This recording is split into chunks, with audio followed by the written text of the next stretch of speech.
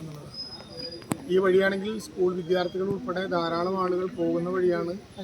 രാത്രിയും ആളുകൾക്ക് ഈ വഴി ഉപയോഗിക്കേണ്ടതായിട്ടുള്ള പ്രശ്നമുണ്ട്. ഒരു മലയോര ഗ്രാമം എന്ന നിലയിൽ ജോലി കഴിഞ്ഞ് ഒരുക്കുംപാറയൊക്കെ വന്ന ആളുകൾ നടന്ന് പാസ് ചെയ്യുന്ന വഴി കൂടിയാണ്. അതുകൊണ്ട് ചെറിയ ധാരണ ഉണ്ടായാൽ പോരാ, വളരെ കർശനമായിട്ടുള്ള ഇടപെടൽ വേണം എന്ന് ഞങ്ങൾ ആലോചിച്ചു.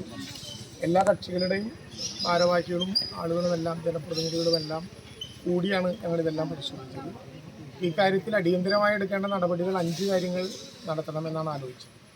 ഒന്ന്, മാലാമംഗലത്തെ ഫോറസ്റ്റ് സ്റ്റേഷൻ കേന്ദ്രീകരിച്ചുകൊണ്ട് 24 മണിക്കൂറും സജ്ജമായി പ്രവർത്തിക്കുന്ന വിധത്തിൽ ഒരു കൺട്രോൾ റൂം, ഫോൺ ഉൾപ്പെടെയുള്ള സൗകര്യങ്ങളോടുകൂടി എപ്പോഴും ആളുകൾക്ക് സേവനം കിട്ടാവുന്ന വിധത്തിൽ 24 മണിക്കൂറും ആളുണ്ടാകുന്ന വിധത്തിൽ ഒരു റിസപ്ഷൻ പോലെ ഫോൺ എടുക്കാൻ ആളും അതനുസരിച്ചിട്ടുള്ള കൺട്രോൾ റൂമും ഉണ്ടാകണം എന്നാണ് ഈ കാര്യം തീരുമാനിച്ചത്.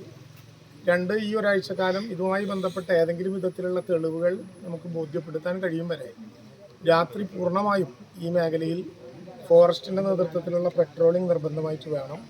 ആവശ്യമെങ്കിൽ പോലീസിൻ്റെ സഹായവും ആ കാര്യത്തിൽ ഉണ്ടാകണം എന്ന് നിശ്ചയിച്ചു. ഇപ്പോൾ ഒരു ക്യാമറയാണ് ഇവിടെ വെച്ചിട്ടുള്ളത്.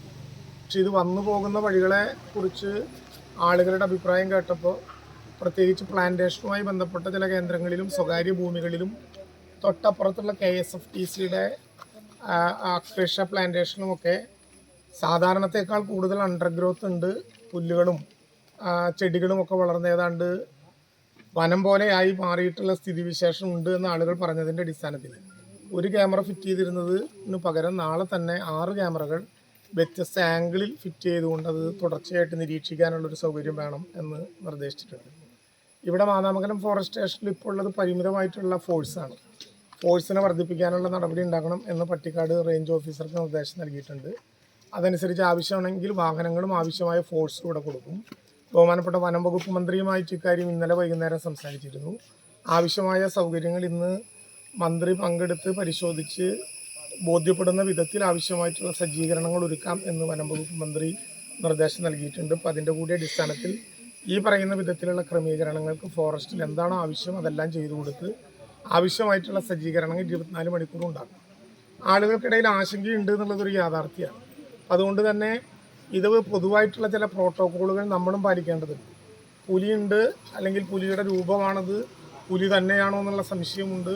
പുലി വരുന്ന സമയം നേരത്തെ കണ്ടത് 3:30 മണിക്കാണെന്നും 1 രാത്രിയാണെന്നും പറയുന്നു. അപ്പോൾ അത് സംബന്ധിച്ച് പലതരത്തിലുള്ള അവ്യക്തതകളുണ്ട്. ഈ സാഹചര്യത്തിൽ വൈകുന്നേരങ്ങളിൽ ഒറ്റയ്ക്ക് നടക്കുന്നതും വൈകുന്നേരങ്ങളിൽ വളരെ വ്യാപകമായി ഏത് നേരത്തും യാത്ര ചെയ്യുന്നതും പരമാവധി ഒഴിവാക്കാൻ കഴിയുന്നത് തൽക്കാലം ഇതിലൊരു തീരുമാനമാകുന്നത് വരെ ഒഴിവാക്കണം. നാളെ എന്തായാലും ഇക്കാര്യങ്ങൾ ബോധ്യപ്പെടും.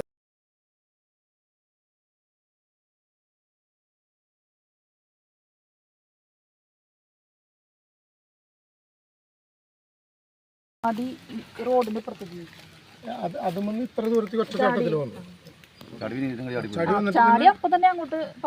ഭയങ്കര സ്പീഡിലായിരുന്നു.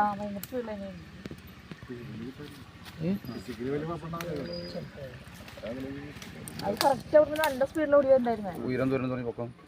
ചെറുതാ, വലുതല്ല, ഒരുപാട് വലുതല്ല, തീരെ കുഞ്ഞല്ല. പട്ടിയേക്കാൾ പൊക്കണ്ട. പട്ടിയുടെ ഒക്കെ വലിപ്പം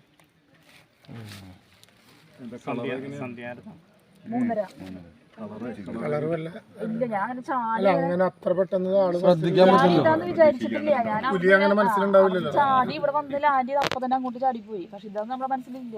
കുറച്ച് കഴിഞ്ഞ് കണ്ടു കഴിഞ്ഞപ്പോഴാണ്